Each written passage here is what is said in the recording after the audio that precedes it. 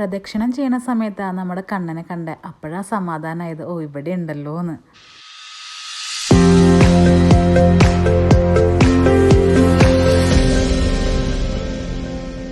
മഴക്കാലത്തിനും കർക്കിടകത്തിനും ഒരു പ്രത്യേകത ഉണ്ടല്ലേ.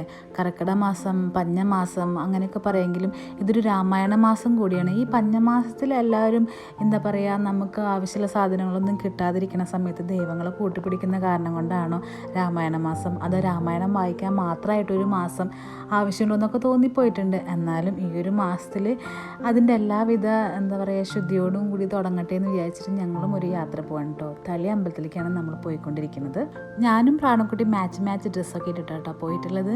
പിന്നെ ഞങ്ങളുടെ കൂടെ അനിയത്തിയുണ്ട്. അവളും അമ്പലത്തിലേക്ക് പോകാനുണ്ടോ എന്ന് ചോദിച്ചപ്പോൾ അവളും റെഡിയായി വന്നിട്ടുണ്ട് കേട്ടോ. അങ്ങനെ ഞങ്ങൾ ഗൂഗിൾ അമ്മയുടെ സഹായത്തോടു കൂടിയിട്ട് തളി അമ്പലത്തിൻ്റെ ഫ്രണ്ടിൽ എത്തിയിട്ടുണ്ട് കേട്ടോ. അമ്പലത്തിൻ്റെ ഫ്രണ്ടിൽ എത്തിക്കഴിഞ്ഞാൽ അവിടെ എവിടെയെങ്കിലും ഒരു മുല്ലപ്പൂ കച്ചവടം നടക്കുന്ന ആരെങ്കിലുമൊക്കെ കണ്ണിൽ പെട്ട് കഴിഞ്ഞാൽ എങ്ങനെ പോയാലും ഒരു മുഴം മുല്ലപ്പൂവെങ്കിലും വാങ്ങിക്കും. എനിക്ക് ഏറ്റവും ഇഷ്ടമുള്ളൊരു പൂവാണ് മുല്ലപ്പൂ. അത് എവിടെ പോയാലും വയ്ക്കാം. ഞാൻ ആ കലാപരിപാടിയിൽ നിന്ന് പിന്മാറി പ്രാണയ്ക്കും അനിയത്തിക്കും കൊടുത്തു കേട്ടോ. അങ്ങനെ ഞങ്ങൾ അമ്പലത്തിൻ്റെ ഉള്ളിൽ കയറാനുള്ള തയ്യാറെടുപ്പോട് കൂടിയിട്ട് പൂവൊക്കെ വെച്ച് സെറ്റായി നിൽക്കുകയാണ്. പിന്നെ എവിടെ പോയാലും പ്രാണേനെ എടുത്തു കൊണ്ടുപോകാന്നുള്ള പ്രവിയുടെ ഒരു ഹാബിറ്റാണ്.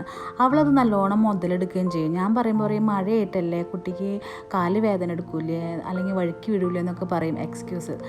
അങ്ങനെ ഉള്ള അമ്പലത്തിൽ കയറി നമ്മൾ പ്രാർത്ഥിച്ച് പുറത്തിറങ്ങി. അങ്ങനെ പുറത്തിറങ്ങി നിൽക്കുമ്പോൾ ഈ അമ്പലത്തിനെ കുറിച്ച് എനിക്ക് വലിയ ധാരണകളൊന്നുമില്ല, പ്രതിഷ്ഠകൾ എന്താണെന്നൊന്നും അറിയില്ല. അങ്ങനെ പോയിക്കൊണ്ടിരിക്കുന്ന സമയത്ത് എൻ്റെ ഫേവറേറ്റ് കണ്ണനെ ഞാനൊരു ശ്രീകൃഷ്ണ ഭക്തയാണ്, അതുകൊണ്ട് തന്നെ എനിക്ക് ഭയങ്കര സന്തോഷമായി. ഈ സമയം ഞങ്ങളുടെ കൂടെ പ്രാണയും രവി ഉണ്ടായിരുന്നില്ല കേട്ടോ. അവർ അവിടെ തന്നെ നിന്നു. മഴയായ കാരണം കൊണ്ട് മോളെ ഞങ്ങൾ പ്രദക്ഷിണം ചെയ്യാൻ കൊണ്ടേയില്ല.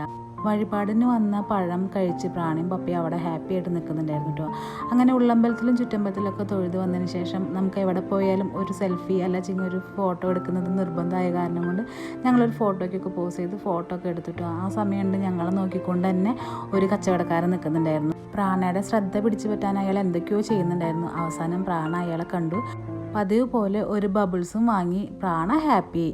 അങ്ങനെ ഗൂഗിൾ പേ ചെയ്യണ സമയത്ത് അയാൾക്ക് ഭയങ്കര ഡൗട്ട്, ഞാൻ ചെയ്യുമോ ചെയ്യില്ലെന്ന്. അങ്ങനെ അതൊക്കെ ചെയ്ത് കൊടുത്തിട്ട് ഞങ്ങൾ തിരിച്ചങ്ങോട്ട് നടക്കാം കേട്ടോ. ഇതിൻ്റെ തെക്ക് വടക്ക് കിഴക്ക് പടിഞ്ഞാറൊന്നും എനിക്കറിയില്ല. പക്ഷേ ഏതോ ഒരു സൈഡിൽ വലതുവശം തോന്നുന്നു അവിടെ ഒരു ആലുണ്ട്. ആലിനോട് ചേർന്നൊരു നല്ലൊരു കുളമൊക്കെ ഉണ്ട്. അപ്പോൾ അവിടെ വന്ന് കുറച്ച് ഫോട്ടോസൊക്കെ എടുക്കാമെന്ന് വിചാരിച്ചു. അങ്ങനെ അവിടെ വന്ന് നിൽക്കുന്ന സമയത്ത് ഈ ഫോട്ടോ എടുക്കാൻ പ്രാണ സമ്മതിച്ചില്ല. അപ്പോൾ പ്രാണനൊന്നും ചില്ലാക്കാൻ വേണ്ടി ഞാൻ 4 ബബിൾസൊക്കെ വിട്ട് കൊടുത്തു. അപ്പോൾ ബബിൾസ് വിട്ട് തന്നു കഴിഞ്ഞാൽ ഫോട്ടോ എടുക്കാൻ സമ്മതിക്കാമെന്ന് പറഞ്ഞ പ്രാണ ബബിൾസ് കണ്ടപ്പോൾ പിന്നെ ബബിൾസിൻ്റെ പിന്നാലെ പോയി കളിക്കാൻ തുടങ്ങി. 4 ഫോട്ടോ എടുക്കാൻ വിചാരിച്ച ഞാൻ ശശിയെന്ന് പറയാലോ. പിന്നെ പ്രാണ ഫുൾ കളി.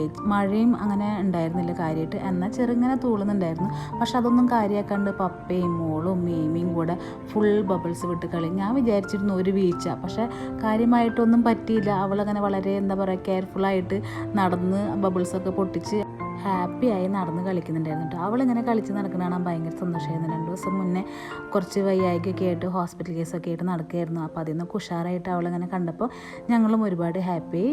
അപ്പോൾ എല്ലാവർക്കും നന്മകൾ മാത്രം നേർന്നുകൊണ്ട് നിർത്തുന്നു. നന്ദി, നമസ്കാരം.